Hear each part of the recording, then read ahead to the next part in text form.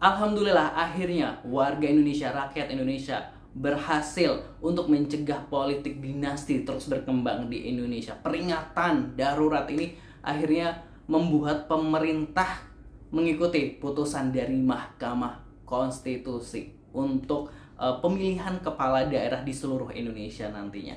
Terima kasih buat teman-teman yang udah berjuang, rakyat Indonesia yang sadar gitu kan, baik dari seluruh lapisan masyarakat, dari nelayan, petani, mahasiswa, hingga para selebritis semuanya ikut turun tangan menyuarakan agar demokrasi ini tetap berjalan, agar tidak dikuasai oleh satu keluarga atau satu kelompok orang tertentu saja ya, positive people. Terima kasih buat yang udah berjuang, dan perjuangan kita semua alhamdulillah membuahkan hasil. Komisi 2 DPR RI sudah dan KPU ini udah memutuskan ikut peraturan dari Mahkamah Konstitusi, dan tidak ada kata atau hal-hal yang diganti lah, baik kalimat, titik, koma, dan lain sebagainya, alhamdulillah. Dan peringatan darurat ini juga rupanya mendapat perhatian nih dari warga negara Malaysia atau negeri jiran. Terima kasih saudara kita di Malaysia yang ikut memantau atau menyuarakan atau ikut menjelaskan terkait dengan apa yang terjadi di Indonesia. Terima kasih sekali lagi ya teman-teman semuanya. Dan bagaimana sih sebenarnya ada Twitter atau tweet dari Malaysia yang mencoba menjelaskan terkait apa yang terjadi di Indonesia yang sebelumnya waktu ada peringatan darurat Garuda Biru. Seperti apa kita akan coba reaction bareng-bareng teman-teman. Jangan lupa subscribe and go terlebih dahulu. Nah, akun Twitter @irfan_newboss atau @marchforward ini menjelaskan untuk rakyat Malaysia apa cerita kat Indonesia sekarang ini. Baca sampai habis. Jadi ini ya, ini adalah gambaran dari tentang situasi politik di Indonesia, peringatan darurat tersebut. Tapi ini yang perlu digarisbawahi bahwa ini bukan soal tentang Anies Baswedan aja gitu, tapi ini adalah untuk demokrasi di seluruh Indonesia, di seluruh bangsa, untuk bangsa Indonesia. Jadi banyak aturan, ada beberapa aturan yang kayak ketika untuk rakyat Indonesia ini nih sulit banget diubah gitu, maksudnya kayak usia kerja dan lain sebagainya. Tapi ketika ada aturan yang kayaknya menguntungkan gitu kan, anak seseorang gitu, cepet banget direspon, cepet banget bergeraknya, cepet banget DPR atau parlemen itu mencoba mengesahkan dan lain sebagainya. Ketika ada aturan yang dirasa agak merugikan atau kurang menguntungkan, langsung direspon juga cepat dengan membuat semacam dianulir gitu ya, mencoba dianulir, padahal keputusan itu harusnya mengikat, udah nggak bisa dianulir lagi, misalnya itu kan udah keputusan Mahkamah Konstitusi, seperti itulah. Jadi ini perhatian dari rakyat Malaysia yang coba, warga Malaysia yang coba menjelaskan tentang ini semua gitu ya, menjelaskan tentang yang terjadi di Indonesia.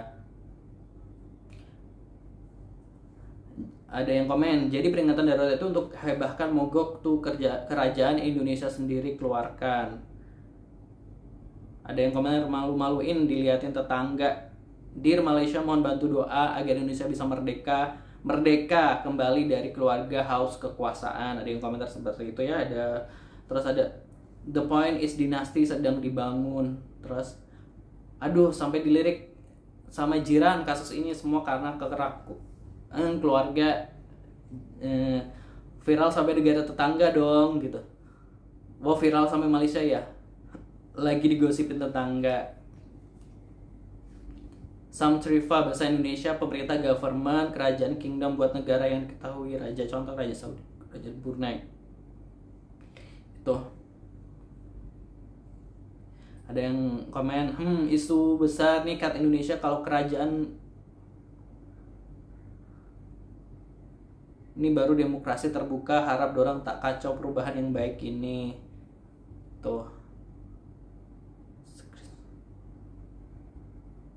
Pray for us brother, ada yang komentar seperti itu.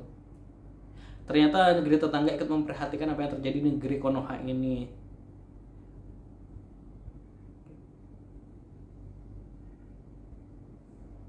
Ada lagi ada usaha nak kurangkan hak umur lagi biar Kaisang anak Jokowi dapat bertanding Pilkada Jawa Tengah, kalau menang jadi gubernur. Yang aku nampak sekarang Jokowi nak bina dinasti, ada yang komentar seperti itu. Intinya Pak Jokowi yang dulu kami kenal dan orang Malaysia kenal sudah 180 derajat berubah. Semuanya semaunya Jokowi. Dia orang pengen satu keluarganya pengen jadi orang penting di Indonesia. Itulah. Yang kaya makin kaya, yang miskin dikasih bansos, yang mid class jadi sasaran middle class ya.